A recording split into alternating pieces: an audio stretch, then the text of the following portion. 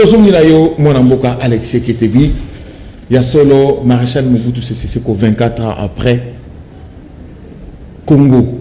ezali kokende ndengeni ndenge ya lobaki après moi c'est le déluge. Est-ce que Azaki Bongo a raison? Topé Azaki na tort, Topé Azaki Koloka mboka. Merci beaucoup et là on a salué d'abord paix à l'âme de Maréchal Mobutu qui mérite beaucoup de respect. Maréchal. Webi ndekonangai lelo tunimboka ezokene ndenge nini. Na koyebi sayo une chose que makambo mosusu ezali ba don ya Nzambe nda pesaka. Nzambe atalaki apesi un don qui était Mobutu asali mo époque mosusu. Mais auto landawa nazoyeba mingi te ba balandi Mobutu na sima soki za don ya Nzambe. Parce que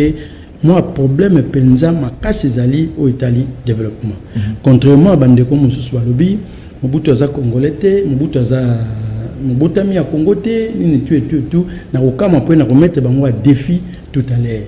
Maréchal c'est vraiment un don de Dieu parce que Mobutu oyo ya sali ti lelo oyo na mona lelo na moni na moto te wa ko salabo. Je veux dire une chose claire que Mobutu d'abord abanda pouvoir ti avant quand à pouvoir na 65 ans au pouvoir Mobutu a sillonné tout le Congo.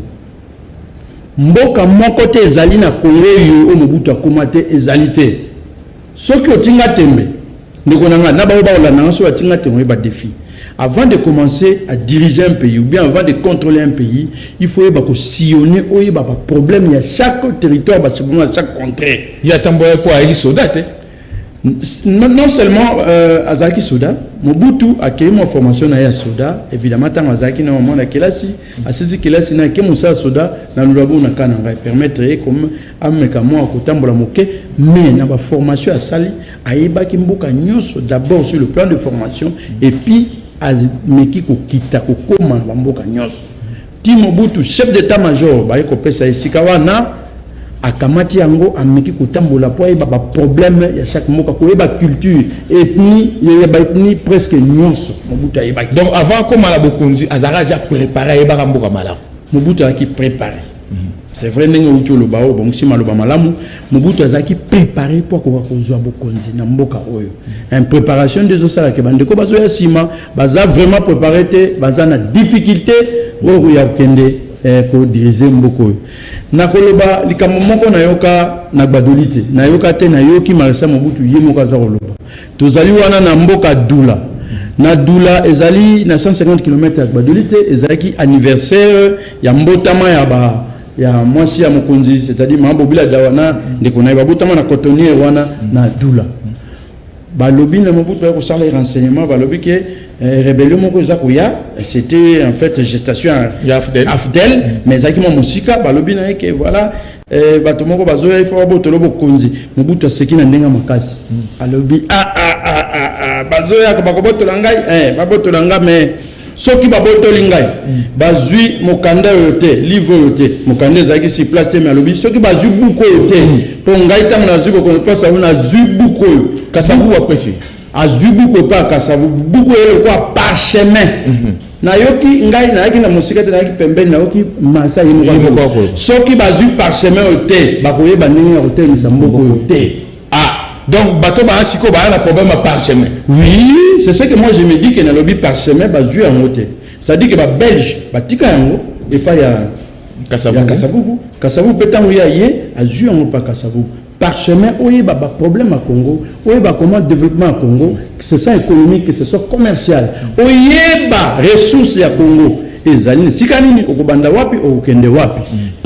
mais ce bazu parchemin ote alobi ngo lokwa koseka soki bazu parchemin ote bakotambusa mboka ngondeni bakosala eloko nini donc yango lokwa ye alobaki après moi c'est le déluge parce que yé ndaki na parchemin voilà en quelque sorte ayebaki yango donc naïveté na biso sali que tu précipité de par Mobutu sans que les musuto soient parchemin au clé il y a décollage ya mboka na biso Congo que cela ne tienne. Maréchal Mobutu a eu pouvoir le cola qui n'a parchemin il a pris le sens du développement aye ko kutana na eloko nini ni ndele ndenge tozali lelo hein ndenge mboka ce côté baindo pakistanais bailo côté ressources minières na biso esika nyonso ezalaka bakabola kende na nini awa na mine wa biso na société ya mine soki nini awa za kawa kende retourne koyoka partition ya mboka Jekamine non awa cadastre minier na cadastre kende na cadastre minier okomona ba pesa ba contrat minier qui sont des quotas léonais bakabola kala bato bazwa oyo to mona ba auto de la gisale foka na enquête na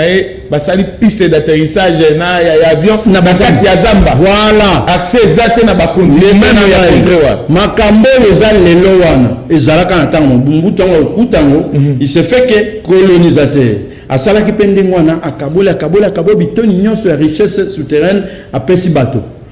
Il y avait de Belges, il y avait des Indo-Pakistanais, bazalaki toujours. Kamati bisika wana, ce qui fait que tant il y a commis, a comment qui na difficulté, mbongo to kozwa wapi. Po bato balobaka mingi kaka biloba. Te kasabu batika na mbongo belé ni tout. Kasabu tango zaki yaki gestion ya colonie à Belge. Tant que mon Belge anga kenda ki na kanda. Pour salir indépendance moko brutalisé pour accueillir, il avait presque dilapidé. C'est vrai qu'il y a des contrairement à Etikali. Tant Mobutu a créé ressources, Moto a cause de non, qu'est-ce qu'il faut? Il faut maintenant ravir. Na batouana pour ravir, mais qu'est-ce qu'il faut? Il faut créer la loi bagagika. Où Ezalaki, sol et sous-sol appartient à l'État. Appartient à Wana, il faut que ça me béco, non. Bino ça la richesse na mbongo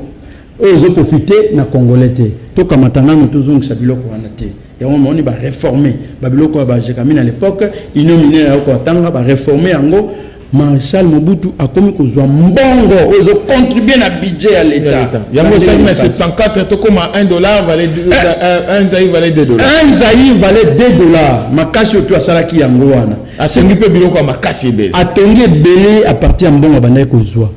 Nous avons se souvenir to bandi ba misala awa na mboko na Congo soki Jekamine a fouti Jekamine payait presque toute la nation congolaise service nyonso il payait Jekamine soki a fouti SNEL a fouti régie des eaux on n'avait plus besoin ya wana moni Mobutu banda ko kipete tali ba énergie andako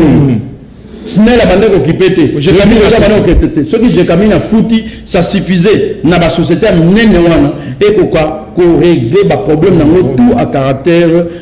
ya budget na bango ba ko régler ba problème na bango ba sisi nyonso kala na mbongo ya Jekamine ce qui fait que ba ressources na bango mike wana ezalaki mingi ba biloko pesa ba collation ya ba gens et tout donc ezalaki paiement eloko occupé na ngote tango ressources biloko wana ay ko tshaba Jekamine tali pe lisusu ndenge nini ay ko réformer lisusu ba mibao ezalaki tango bel ya ki pe sectionner abi azongisa musika moko numéré kota kanani yango eloko na zongisi la ronde kuna ngana lobby soki na ressource première ya mboka te oyo ba bengi ressource première ressource oyo tali agriculture na industrie extractive soki bozana ngote boko ba financer te boko ma ba pays quémandaire bo banda ko senga toujours libanda po boluka bo miboko ndenge eko ko sama ndenge yo sa masiko to ko risete ko mana ba nyongo ko senga ka parci par là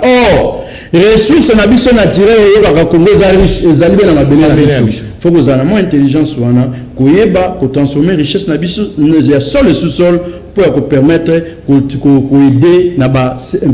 secteur mususu ezali secteur tertiaire secteur secondaire ba secteur mususu. Alors est-ce que ce qui nous kola toza ce qu'on a boom ya coltan ndenge zaki na boom ya cuivre na boom ya caoutchouc oyo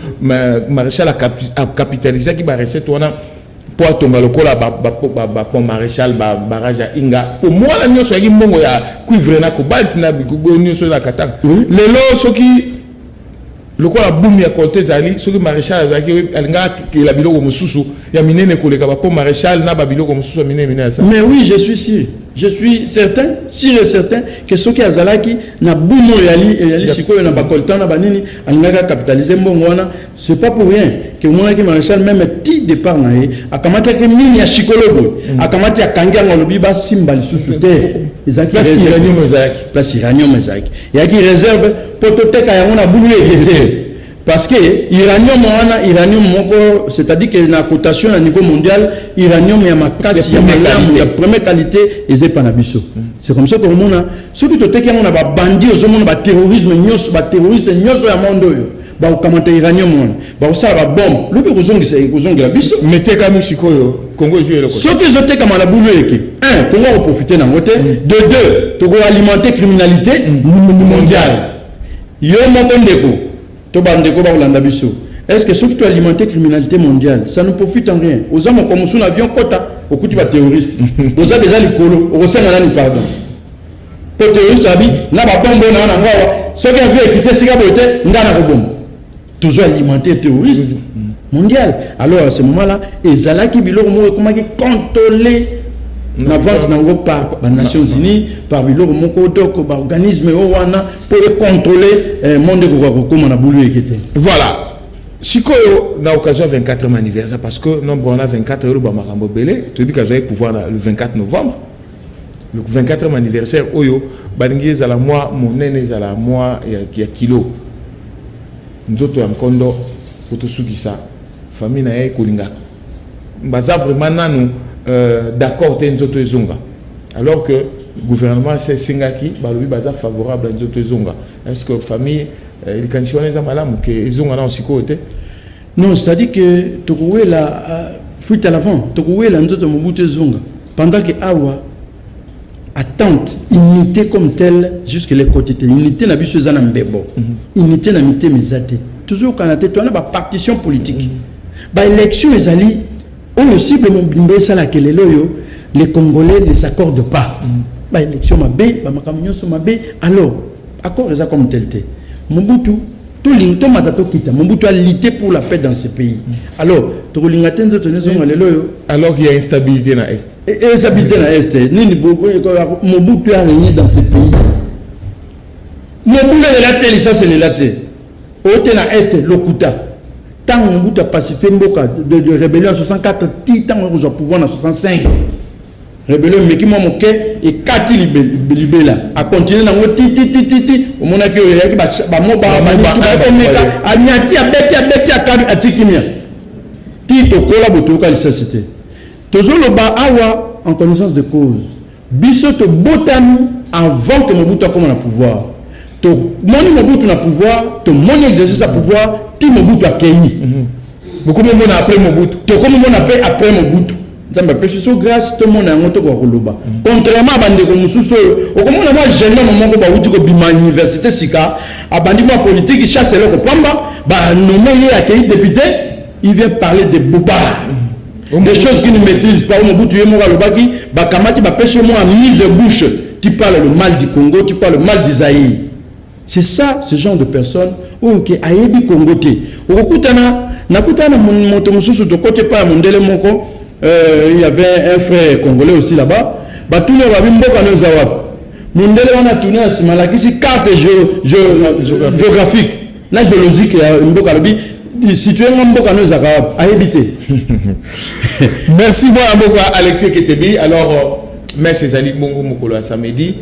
Oui ça va Mboka ni au Baounga Kokoma. Mardi 7 septembre. Pour nous invité toujours qui invitation dans la Maboko ya fondation Maréchal Mobutu Sese Seko. Merci Bandeko Fondation na zui na Mobutu Piris invitation ezali moment ya ko transmettre bango officiellement na zui nzamba ko sunga mokolo ngo na kozanga te na kozala poto ko soutenir idée ya Mobutu parce que na union so Mobutu atiaki na planning na ya développement mboko yo soki to tiango lelo la musique to ka sonité mboka na biso ko telema Totodo botondi mona mboka Alexis Ketebi wazaki bongo mon na biso mokolo ya lelo spécialement na o etali bongo 24e anniversaire ya Maréchal Mobutu Sese Seko lobaki moi asai ki moi résumé moi coupé ko yanola na bato mususu babenga ba détracteur o babenga balo mabe pour na Maréchal Mobutu Sese Seko.